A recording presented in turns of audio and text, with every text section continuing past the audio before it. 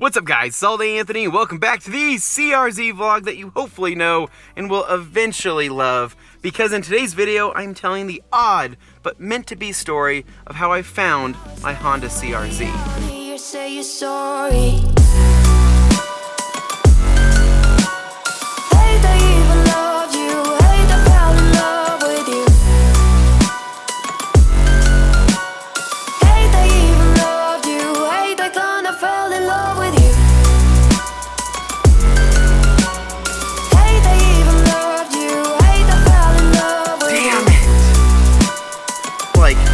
What's missing? Is there anything missing? Oh my god.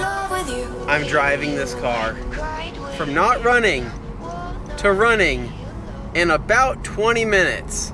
Alright guys, welcome to another CRZ vlog where we are here on a beautiful winter morning in East Boise where we're going to go for a drive, and I'm going to tell the story of how I found this $2,400 auction CRZ. Now, I'm going to be driving around telling you kind of the first bits and then overlaying some footage from kind of in the moment times where this car wasn't running and once I got it running, and how stoked I was once I got it running. So it's going to be a fun time. Again, we're going to go for a drive, tell you all the ins and outs of this thing. If you guys haven't seen my first video on this car, I highly recommend going and checking it out as I kind of give you a complete overview of the car, talk about all of the features and the amenities and all the cool stuff that my other 90s cars never had. So again, if you have no idea what this car is or you're new to the channel, go back and check out that video as I think it'll give you a pretty good overview. So with that said, enough talking, let's get on the road. Alright guys, so jumping straight into this, in my previous video I mentioned that I had been on the hunt for a project car ever since I finished the white Civic. Something fun, something cheap, another kind of budget build that I could feature on the channel to kind of show people how to clean up a particular platform. Now ideally I was in search for maybe an Integra or an RSX. I really didn't want to do another Civic, but I was open to maybe like an EG Civic or something of that nature. Now, with that said, I had the worst luck. Like seriously, the worst luck. It was really crappy sellers, it was really crappy cars in general, and this market is just absolutely wild right now with the prices, and their cars are just simply just not worth that much. I mean, if we're being completely honest, they're just not. And you know, Civics that were once maybe $2,000 were going for $5,000. And it just didn't make any sense, and it was really, really frustrating. So again, if you're going through this right now, trying to find a project car, I can totally relate. It's not any easier being a YouTuber and finding that kind of stuff. I mean, sometimes you can build connections, but really, I'm going through the same stuff that many of you are going through. So with that said, I've been on the hunt, right? Searching every single day on Facebook Marketplace, Craigslist, you name it, and just nothing. And anything I did find was selling out from underneath me after I've contacted the seller, or I have literally was planning on going to go check out a car and the guy backs out of the deal and says, oh no, I don't want to sell it. And then I see him put it up again on Marketplace for like $3,000 more once he realized that he underpriced it in this market. So anyway, one night I was going to bed, it was like 2 weeks ago, and I think it was like 1 o'clock in the morning. My ritual is I'm about to go to bed, I jump on Facebook Marketplace, Craigslist one more time just to see if there's anything that's popped up in the last few hours, and I jump on there, start scrolling through, and I see an ad for the Idaho Public Auction. Now this is an online auction where typically it's old police cars, it's repos, it's things that dealers around town don't even want, mainly for the fact that the cars are in rough shape or there's something wrong with them and they don't want to deal with it, so they go to auction. Normally when I see these auction listings, I don't really think anything of them because, well, I see them all the time, I click on them and I find out that they don't end for like 3 weeks, and I simply forget that they exist and never go back to check them out. But in this particular listing, I saw in the thumbnail a picture of a blue Honda CRZ. And needless to say, it's eye-catching, right? So I click on it and I see that the car is currently at around an $800 bid. And it has intrigued me, right? It's got 3 days left on the clock, and I'm like, all right, tell me more about this car. So I go into the listing and I check it out, and basically the car had 122,000 miles, clean title, and it didn't run. But it was weird because in the listing it said that the car drove fine, it shifted correctly, there was no issues during the test drive, but once the car was parked, it was never able to turn on again, and they haven't been able to figure it out.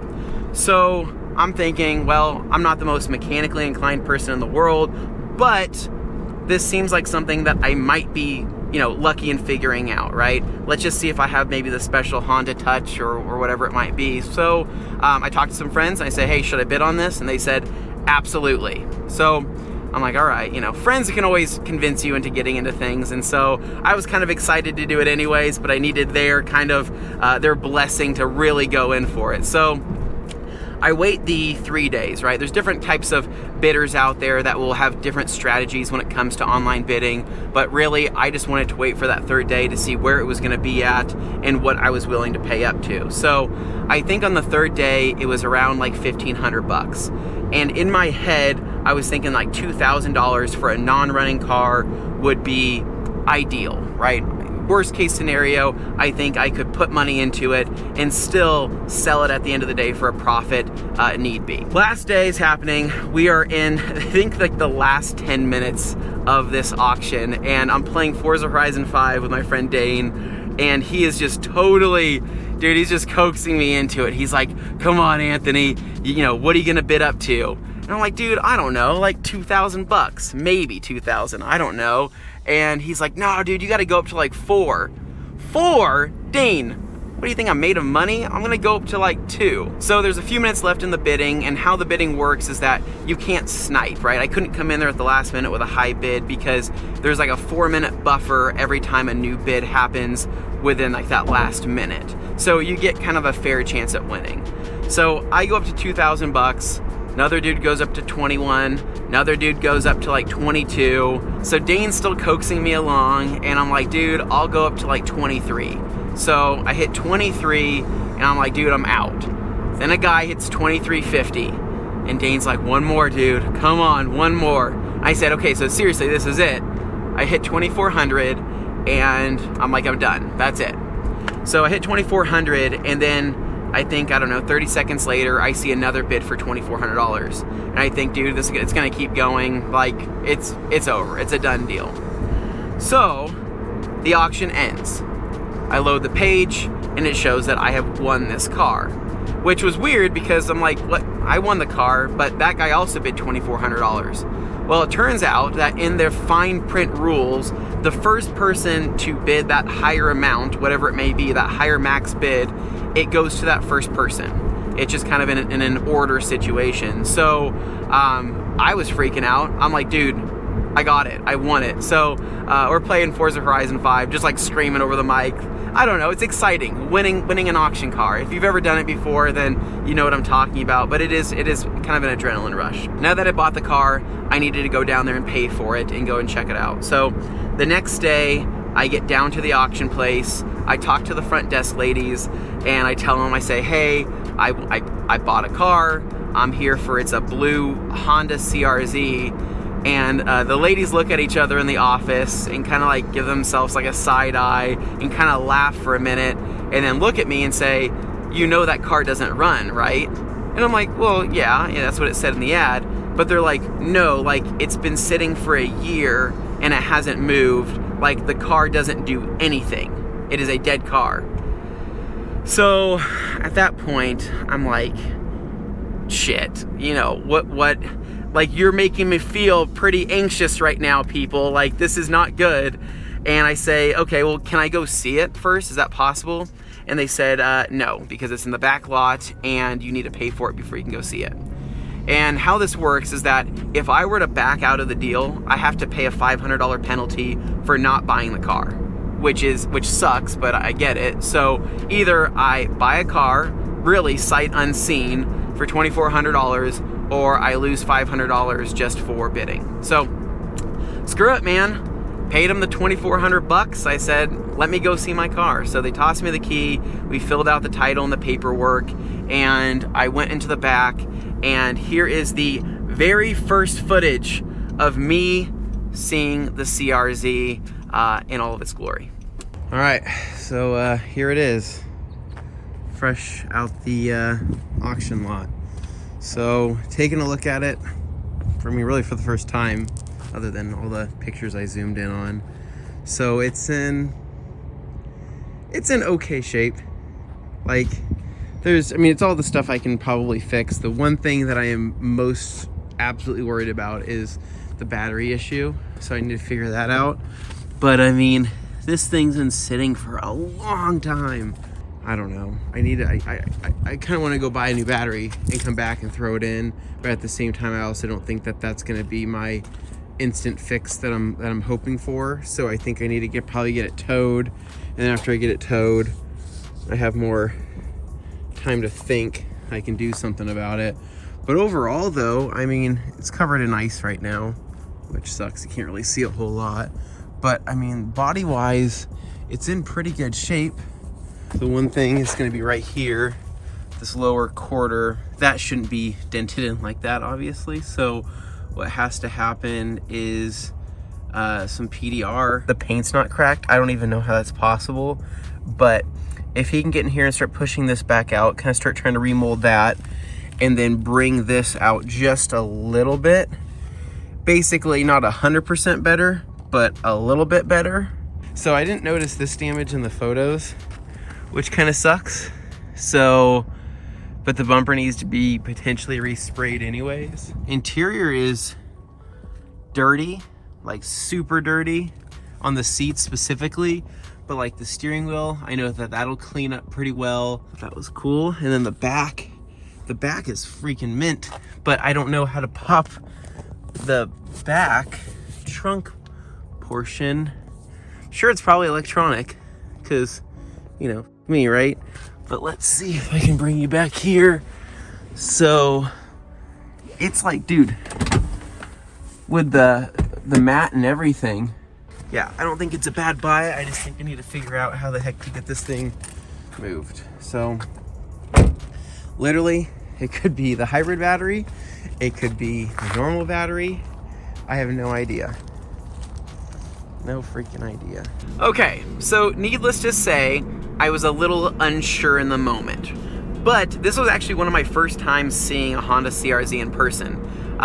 You don't really see a whole lot of them, so it was kind of like a weird feeling of, oh wow, this car is actually pretty cool, but also, am I in over my head? Because really, this isn't as nice as what I thought it was gonna be based off of the pictures, but there's nothing I can do about it now, right? I've already committed, I've already bought it. So the car was completely frozen over. It had no power at all whatsoever.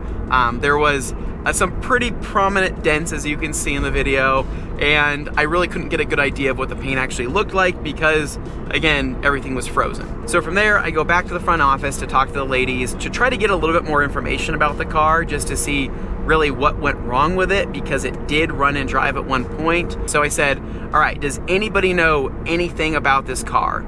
And then from like the back of the office, this lady yells, I do, I'm the one that drove it. So she comes out and she's like, no, it was a good car. So I said, okay, explain to me what happened. She said they went for a test drive. The car drove beautifully. There was nothing wrong with it. And during the auction last year, like literally an entire year ago, apparently they had drove the car, parked the car out in the front where all the other running cars are, and the car actually sold at auction last year.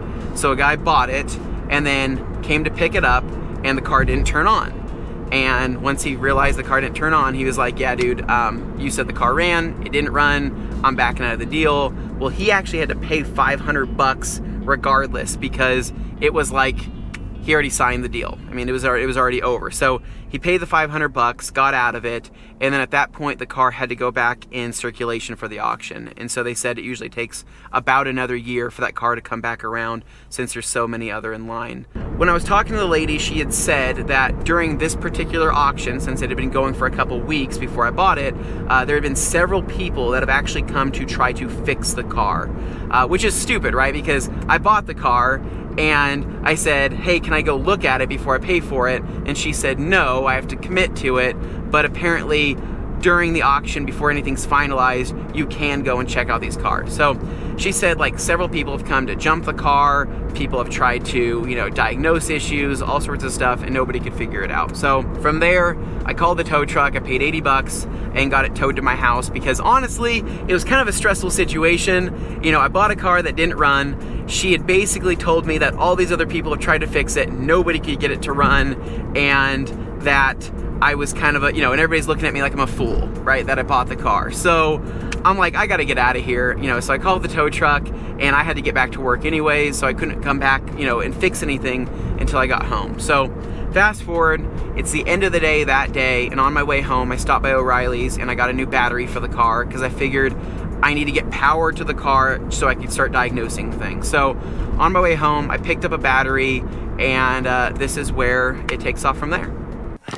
All right, guys, so this is the moment of truth. This is kind of the part of the day I've been the most nervous about, because I have the CRZ over there. I have a new battery here I just picked up, and I don't know. This might fix all my problems. This might not do anything. Seriously, I have no idea. So, not gonna lie, I'm nervous. Not gonna lie. So, again, this car's been sitting for so long. So long. And you can see here the engine bay is pretty dusty, pretty dirty. Oh yeah, this is old, man. Clean this off at some other point. We'll see what happens.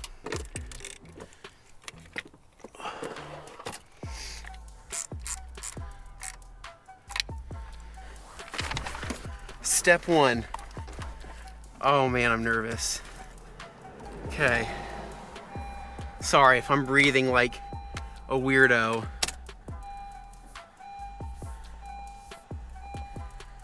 Door open. Hearing things click on. Here we go, man. Damn it!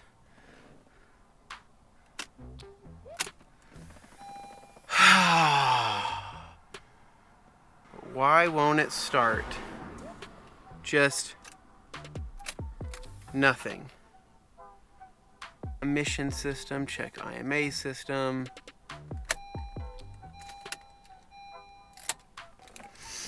So,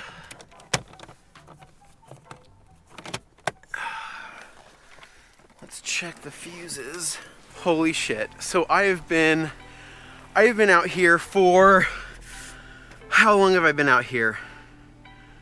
I've been out here for, I don't know, 20 minutes, 30 minutes on my back looking at all these fuses, because I'm like, dude, got this car from an auction. I guarantee you they probably pulled some stuff.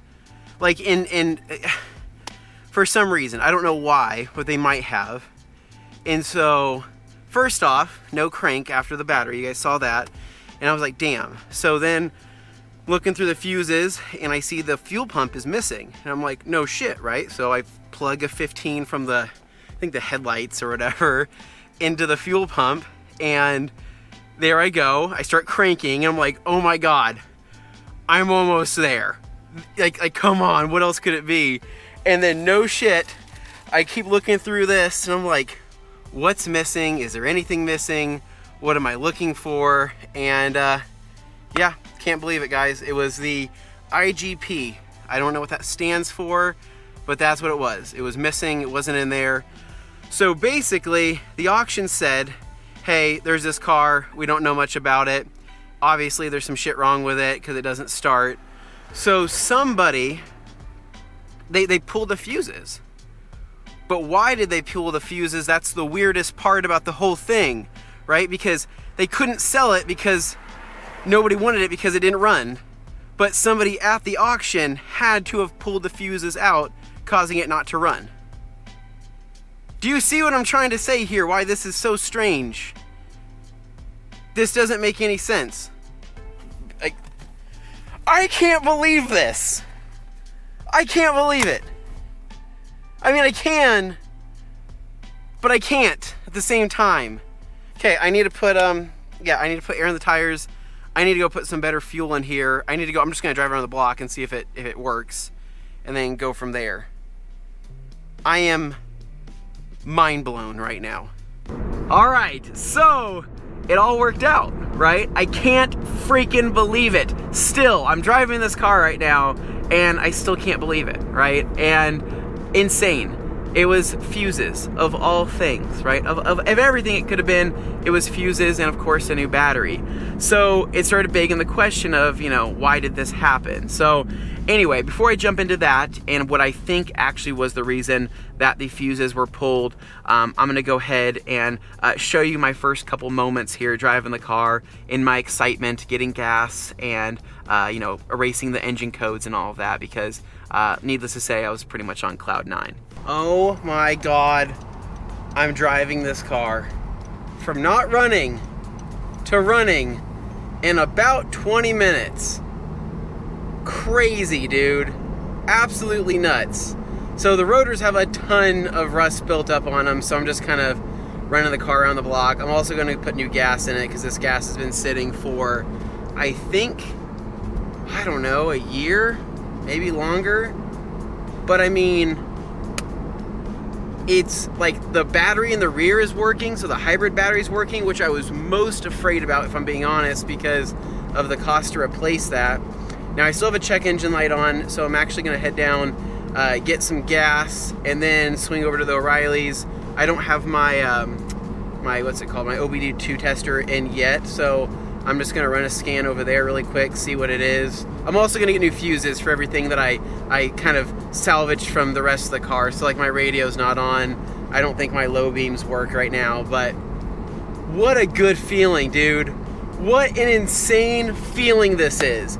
I hope you guys are happy for me, regardless of what any car I would be in that I happen to get working in like 20 minutes from a non-running state. Like I had this feeling when the white Civic started up after I kind of killed it in the guy's driveway, because I really thought I bought like a dud, or I killed it and made it worse. And what's insane is that like this is better than that, probably because this obviously costs more than the $900 Civic, but it was going to be a lot to swallow, a big pill to swallow, if I essentially, you know, not lost $2,400, but didn't spend it wisely. I wouldn't have been happy with that. I have a close to perfectly good CRZ. I'm so jacked. I'm sorry. I wish I would have filmed the whole process of me like firing it up for the first time, but it happened like by total kind of like luck. I basically threw that fuse in, and then like while I was still outside of the car, gave the car a quick crank just to see if it was gonna crank at all. And it didn't make any sound, but then I heard the car come alive. Like no crank, no nothing, it just turned on. Holy shit. I'm amazed. I'm amazed. I can't believe it. Okay, let's get some gas in here. All right, so I am at the O'Reilly's parking lot. O'Reilly's Auto Parts. Plug that in. Linked. Okay. All right, so just cleared the codes, and there was a couple that were showing as permanent codes, which I didn't really understand that. Basically, it was like lost connection or lost communication or something like that. And then I don't know what the other ones were, but so I just cleared them, and I'm gonna see if they come back. But I took photos of everything, so I'll do some research later. So as you guys can see, I get excited about the little things. I really do. I mean, I'm not above that kind of stuff, right? If I can buy a cheap car and miraculously fix it and totally take a risk and have it work out, guys, I'm so pumped on that kind of stuff, right? I know there's a lot of other YouTubers out there doing, you know, crazy big things and making huge moves, and I'm over here buying an auction car for a couple $1,000, fixing it, and being like completely ecstatic. I know some people might think that's silly, but that's just how I am as a person. I've always been that way, and I will always continue to be that way, because this for me, you know, is a win, and I hope you guys are just as excited with me on this. So anyway, what is the reason why the fuses were pulled? Why did this happen? Why was this car essentially tampered with in this auction setting? So I talked to my friend Jake, who actually works at a small dealer, a small lot where they deal with used cars, who actually buy things from auction. And he knew right away. He was like, dude, I know, this stuff happens all the time. I'm like, well, what do you mean this stuff happens all the time? He says that there's several lots here in Boise that will do some sketchy stuff with auction cars. Like, I don't know which lots they were, but he just basically said just there's several lots that they know of here kind of in the dealer network in Boise that pull this kind of stuff. And so he explained to me that what will happen is during the auction, where people can go and look at these cars in person for the first time, these people will come and tamper with cars.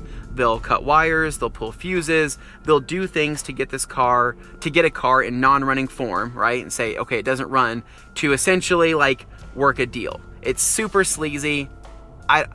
Not the type of people I'd want to deal with, obviously, but they do this stuff, and the car stops running, and they're able to pick it up again at auction once it goes back into circulation for dirt cheap, right? Or they'll try to work out a deal.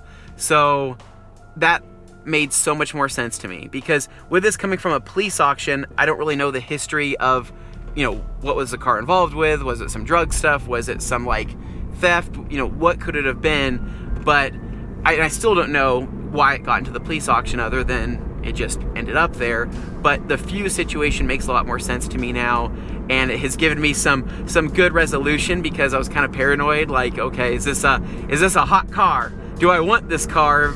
But yeah, just something as mild as some tampered fuses, and just absolutely crazy. And really, this is kind of why I think it was meant to be, at least in my opinion, is that, you know, I took a risk on something. It was a Honda. I had liked the CRZs. It was my first time seeing a CRZ in person, and needless to say, like, I am falling in love with this car in the sense that I think it's a really cool and quirky car, but it was just not what I expected that situation to be and what it's become now, and it's exciting. I don't know. I was so jacked up on it, guys. I'm telling you, but I really just can't explain how stoked I was. It was such, I don't know, man. It was such a cool feeling, and I sent my friends a picture of me at the gas station, right? Because I had sent them the picture of it in non-running form at the auction lot, and that night they see the picture at the gas station, and they're like, "No freaking way!" I'm like, "Dude, yes freaking way! I have a running car for dirt cheap, and it's absolutely amazing." So this car, right? Being that I bought it for $2,400, let's just say I put a couple hundred into it with a battery and the tow. Let's just say I'm $2,600 into this. I'm not going to count the sales tax, the title, registration, things like that, because I would pay that on any car. But all in all, I think I can easily sell this car for 3 times that price, easily, minimum. Even just cleaning this up and polishing it up and fixing a couple things, I think it would definitely net that. But of course, I'm going to be crazy, and I'm going to start doing some mods to it and making it look a heck of a lot cooler, and seeing if there's any type of performance mods that do make sense for this car. So anyways, guys, that's it for the story. Hopefully you can share the excitement with me. A $2,400 clean title, 122,000 miles CRZ with no mechanical issues, knock-on steering wheel, and a good platform for doing something cool with on the channel. Hopefully I can make this thing up to my standards, and hopefully and eventually you guys will love this car as well. So anyway, as always, guys, if you guys liked this video, if you like my stories, make sure to give me a big thumbs up. Subscribe down below for more. I'll catch you guys in the next one. It's ALLDAYANTHONY. Peace.